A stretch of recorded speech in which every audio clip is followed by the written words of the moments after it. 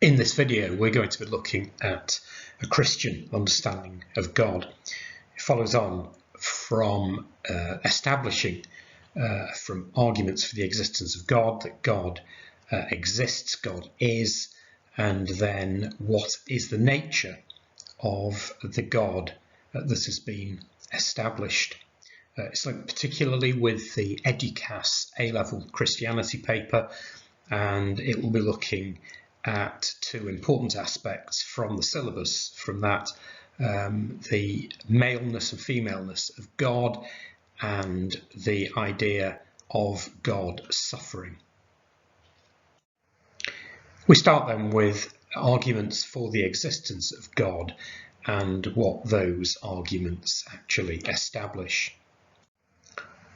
Looking at a diagram which is explored in detail in the previous video, we've got a basic division into two positions.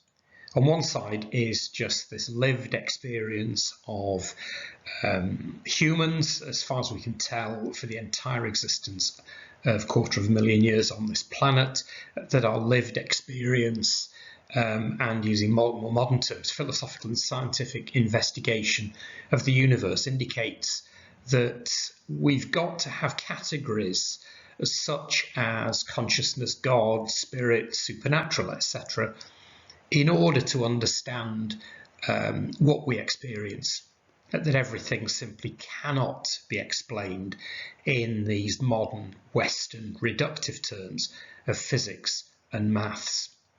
Now, the other side of the line is the philosophical materialist. It's really a modern Western position.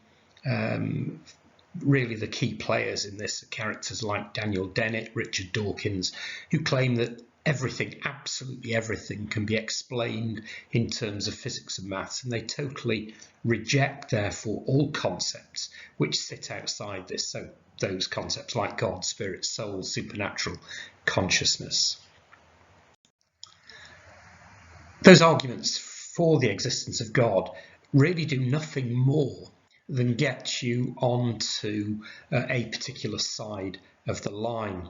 And so what they mainly do is they reject the philosophical materialist position and put you in a position where you're saying there's something beyond just the simple maths and physics, but what they don't do is give any details at all of what has been established. And so then, which is where we're going in this video, further requirements then to look at different aspects of this, well, the not philosophical materialist. So we start with the idea that what's been rejected is the philosophical materialist position, and we've established God. Now, I put God in inverted commas here because it's not a particularly helpful term unless it's been defined. Moving on from that concept of God there in inverted commas, very general, we then split into two quite distinct versions of that idea. One is monism, pantheism, and the other is theism. Now, the monism, pantheism is very common, possibly the most common understanding amongst all humans, and it's that the divine, lose the word God for now, the divine and the universe, they're just simply one. There isn't any division at all. The other one is theism, where God and the universe are separate. Now, it's theism that we're going to be exploring simply because we're looking at Christianity. The other one, the monism and pantheism, that's what would be found in what's generally termed the Eastern traditions, which isn't our concern at the moment. I've left theism at the moment in inverted commas because that's a specific term which we then need to pin down. And so that sort of general theism, to distinguish it from the monism pantheism, needs to be looked at in, there's two versions of that really. There's theism and there's deism. Theism is God is personal, God is person, and God interacts with the world. And deism, God is impersonal. After creating the universe, it just simply runs on its own. So let's have a look then at what we mean by this term God within theism. Let's have a look then at God within theism. Let's start with God of classical theism, God of the philosophers. This tends to be where we are as we're doing our arguments for the existence of God in the philosophy of religion. It tends to lean in the direction of deism, that God is rather impersonal. And crucially within this type of theology, God has got to be fitted within standard categories of Western philosophy. And one of the major ones here is that paradox is a major problem within that strand of thinking. Then we move on to God within a strict monotheistic system, so that would be Judaism and Islam are the obvious examples. God here is more personal, interacts with his world and his people. Note the personal language that's now being used generally in the masculine. We'll explore that later. Paradox here is less of a problem. The starting point is just God, our experience, our limited experience of God, and then theology moves from that.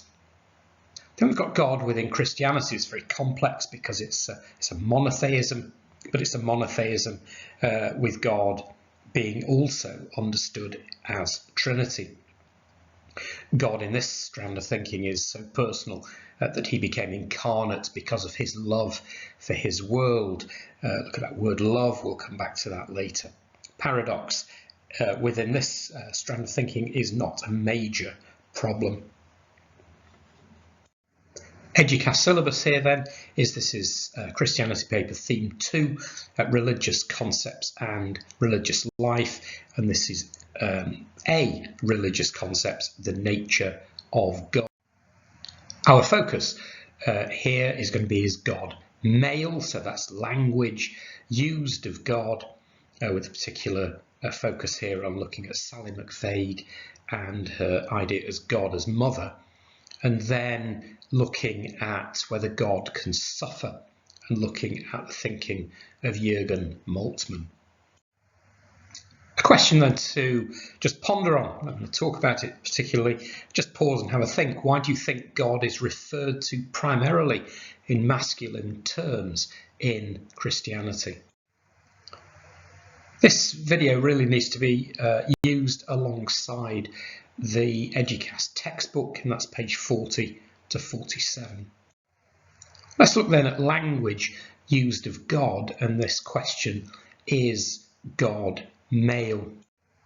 Some stating the obvious, the only way that humans can talk about God is through language, and that really has to be very much symbolic language.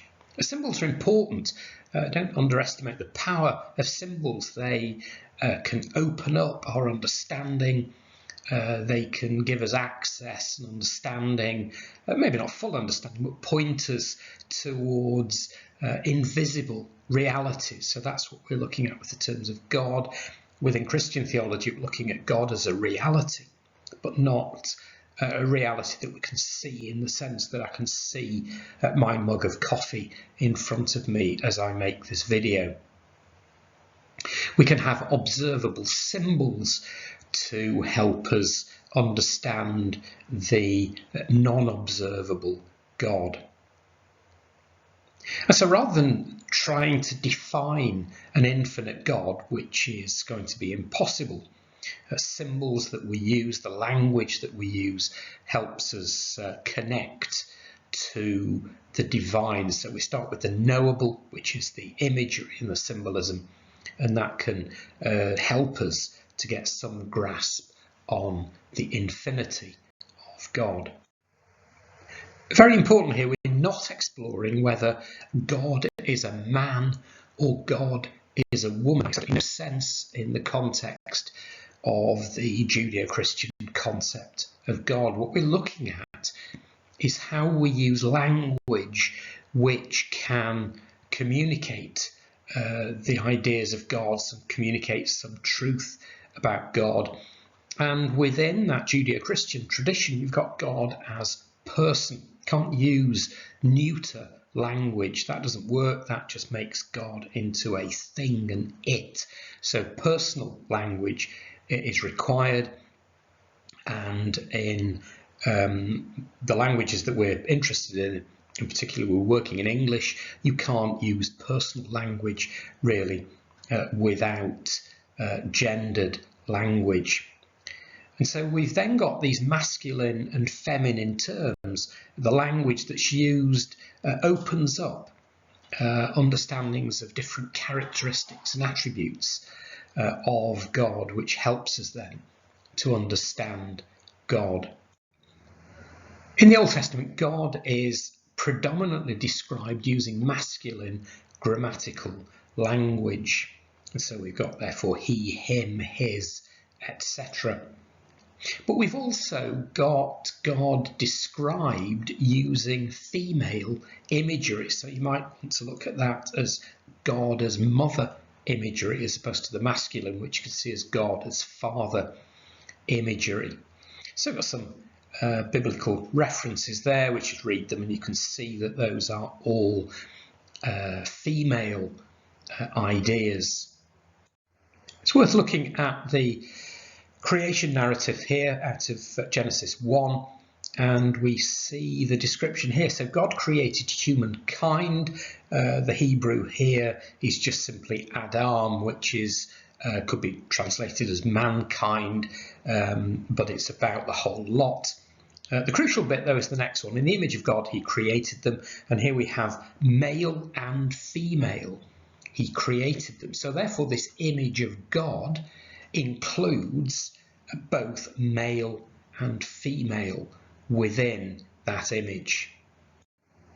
There are some instances of female imagery in the New Testament.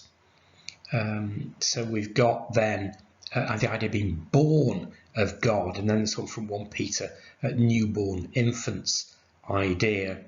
So describing Christians as these newborn babies craving milk, the Lord being the source of spiritual milk, the birth is from God. Then clearly what we've got is this very much a maternal image of birth and breastfeeding. And so fairly clearly we've got potential readings there of the image of God as mother. We need to make sure that we've got an adequately sophisticated understanding of what's being talked about as father and mother. This takes us into the realm of what's known as archetypes. It's very important in the work of Jung for those who've got any psychology. And as we explore this, what we've got to be doing is looking at the way that Homo sapiens as a species, Homo sapiens have been around for about 250,000 years, as we are now, how we experience the world. And so we're at a much, much deeper level than thinking and ideas. And so we're looking really at these archetypes are built into us, probably some way embedded at a genetic makeup level. So therefore probably goes back before Homo sapiens to hominids that went before us, and so therefore going back potentially millions of years. And within this, therefore, we've got these ideas of father, mother, male, female. These are the words that we use in modern English, but they're referring to something shared by all Homo sapiens, potentially hominids previously. The way that we as hominids have engaged with the world for millions of years, deeply embedded within our very being. And so warning as we look at this is making sure that we're not too influenced by the way women have lived in wealthy Western countries for the past 50 years. That's very, very superficial. We're looking here at that which is embedded within us. And therefore, when you're looking at mother imagery, and female imagery, you're just starting with the very simple fact. This is biology. Women have done the birthing and the early years, feeding and nurture of infants. You just can't escape that. That's just the way it is. During the early years of our life, the protection of fathers is essential for survival. Some fairly obvious, just simple statements. Men, on average, are bigger and stronger and more aggressive than women. And so we're looking then at this this language which is deeply embedded within us, within our biology, within our experience. I mean, as people now watching this video, but as a species, the way we have engaged with the world and survived in the world. So with that as an introduction, let's have a look then at Sally McFague and her ideas of God as mother. Now, McFague is an ecofeminist and a panentheist. A bit of glossary here. We need to make sure we know what these mean. Theism, this is God as the creator and sustainer of the universe, and separate from that universe. God and the universe are separate. We then got pantheism, monism. There's a oneness of everything. The divine is everything and everything is the divine, every individual thing, whatever it might be. Table of cabbage, Tom, the moon, this laptop, my mug of tea. These are all a manifestation. These are all part of the divine. The word God is not really appropriate here as it's too closely linked with theism. Then we've got this term panentheism, which is a subtle, complex blend of these two. And so what we've got then is composite word. We've got pan, all N in theism, God.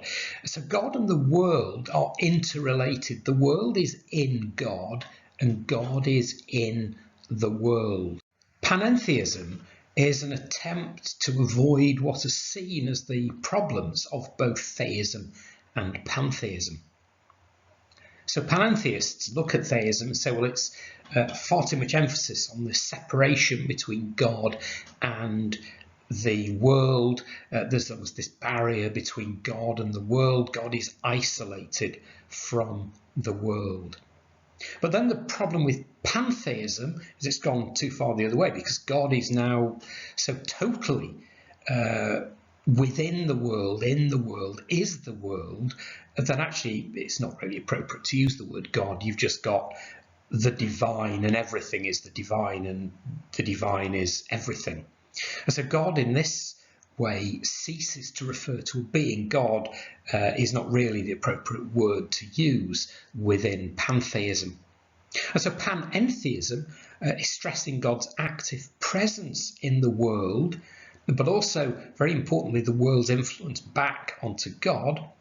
But also at the same time, it maintains the identity and significance of the non-divine without losing God as a being. So you've still got the separation, some separation between God and the world, God and the universe, but there's a very close interaction between the two.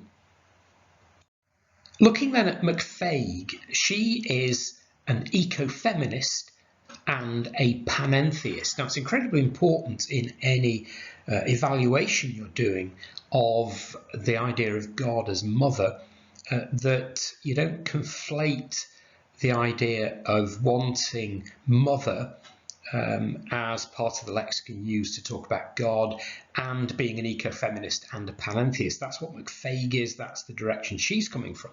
It's entirely possible for a Christian, mainstream, straight down the line Orthodox Christian to be using mother language about God, but be neither ecofeminist nor panentheist. And so I'd fall into that category, straightforward, mainstream Church of England Christianity.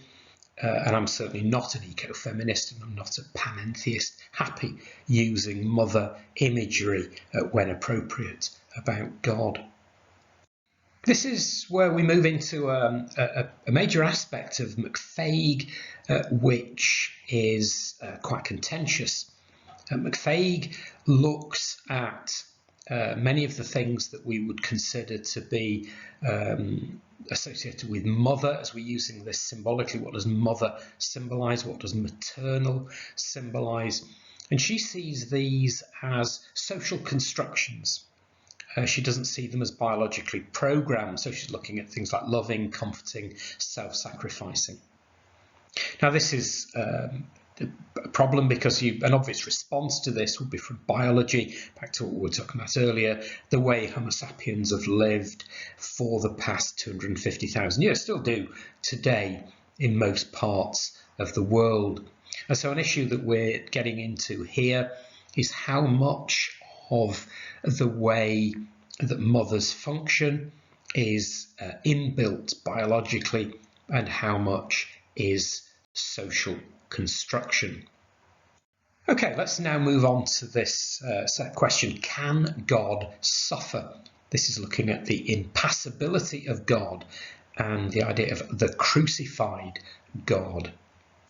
Let's look at some key terms here. Impassibility, key term within that God of the philosophers. God doesn't experience pain or pleasure from the actions of others. It probably leads to the idea that God can't then experience any emotion. You can't use emotion language of God. Then you've got immutable. God is unchanging and unchangeable. And then you've got to put those as well alongside our three omnis: omnipotent, omniscient, and omnibenevolent. So that's the context in which this is being explored.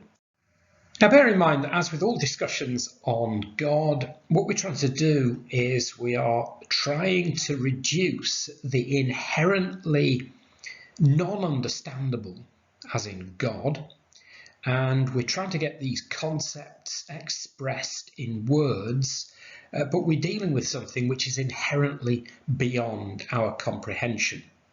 Now the church has dealt with this by use of symbolism, ritual, music, poetry.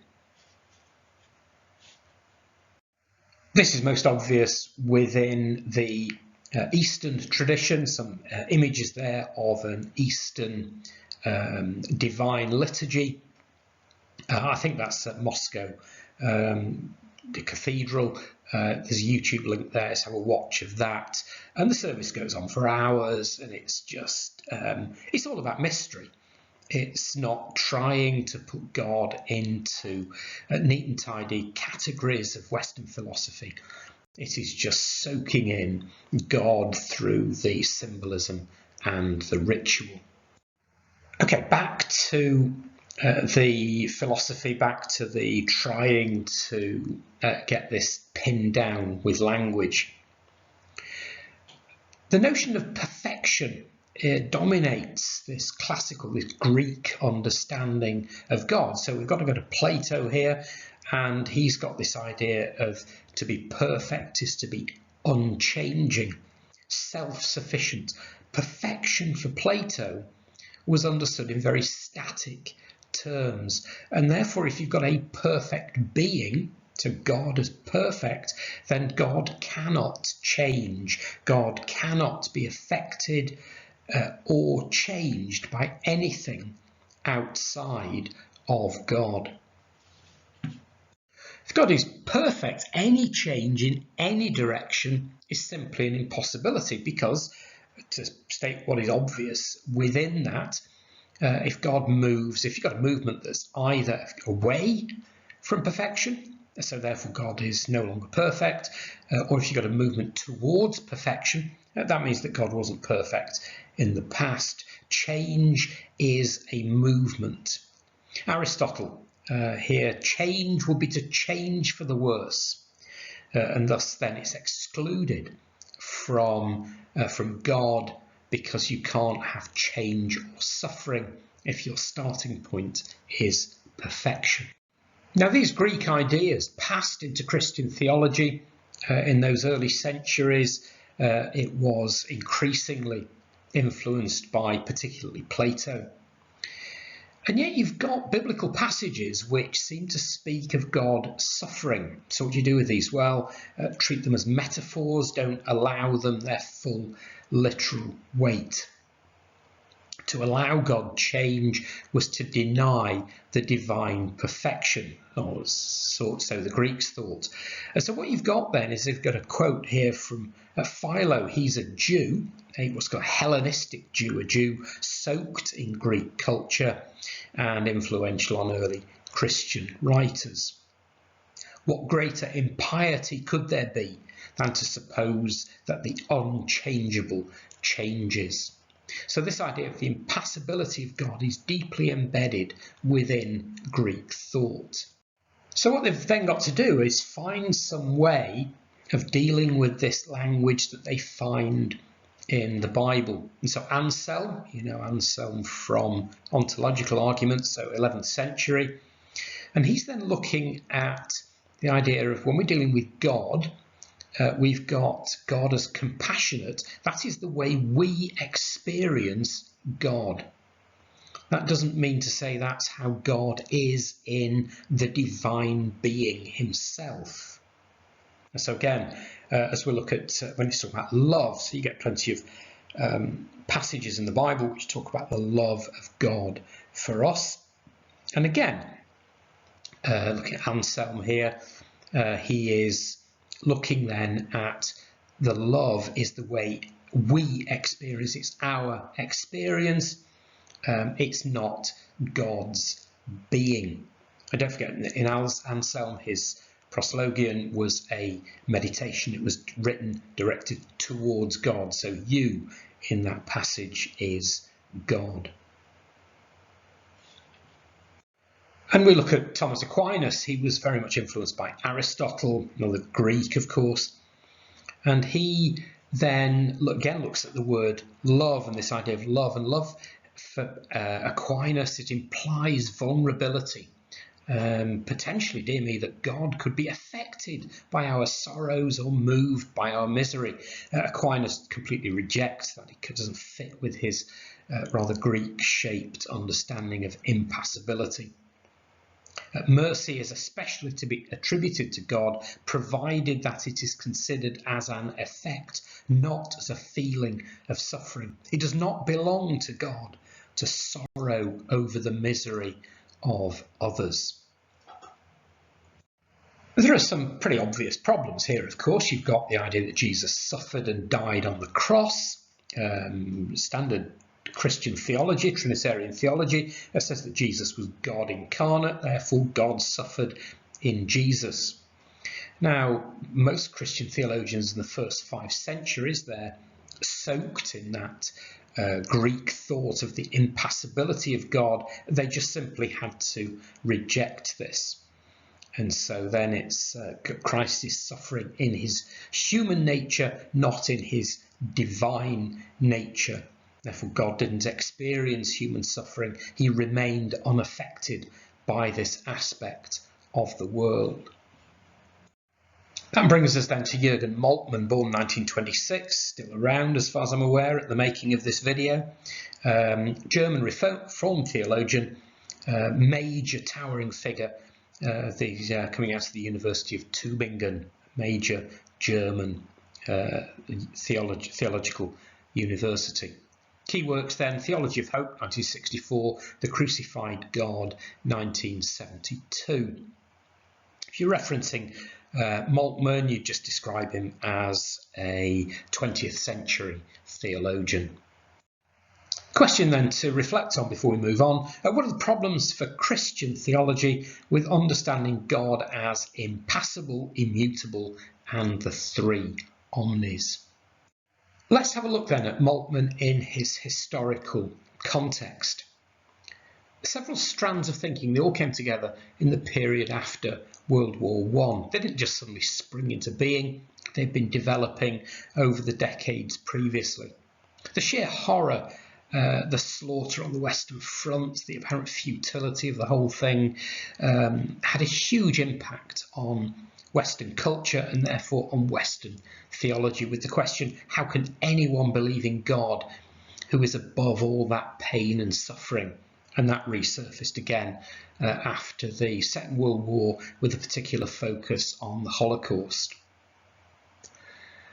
In 1883, which seems like a huge length of time ago now, but at the point we're dealing with here, it was sufficiently recent that it was still having an impact. There was this complete works of Luther became available in Germany, and it was being read, and there were works of Luther's that hadn't really been easily accessible before, and people gained a renewed interest in Luther and his thinking. A particular aspect of this which was significant is Luther's idea of the theology of the cross, putting the crucifixion at the centre, and this idea of God who is hidden in suffering. And so both those ideas fed into these questions. And at the same time, an awareness of just how many of these Greek ideas, for example, the impassibility of God, which had got absorbed into Christian theology in those first sort of 5 centuries of the church, just how much at odds they were with the Hebraic thought that you find in the Old Testament, and hence the background to the New Testament church, the ideas that would have been firmly embedded within Jesus, the disciples, Paul, and those early Jewish Christians. Moltmann then, in his thinking, came to the conclusion that, well, if classical theism can't cope with these insights from the Old Testament, then what you do, you don't kick out the ideas from the Old Testament. What you do is say, well, that's the problem for classical theism. It's not the problem of Christian theology. Maybe classical theism isn't right. Maybe that's not the best way of engaging with God. In The Crucified God, Moltmann argued then that the cross is the foundation of Christian theology. And so he's drawing then on those ideas of Luther. And so looking very important for him is this verse from Mark. This is Jesus on the cross, and he cries out my God, why have you forsaken me? And Moltmann works with that as an important idea for him. And Moltmann argues that rather than this God who is impassible being a God of perfection, Moltmann argues that the God who is impassible, a God who cannot suffer, is actually pretty deficient as an idea of God. So we finish then with this quote from Moltmann. A God who cannot suffer is poorer than any human, for a God who is incapable of suffering is a being who cannot be involved. Suffering and injustice do not affect him, and because he is so completely insensitive, he cannot be affected or shaken by anything. He cannot weep, for he has no tears. But the one who cannot suffer cannot love either, so he is also a loveless being.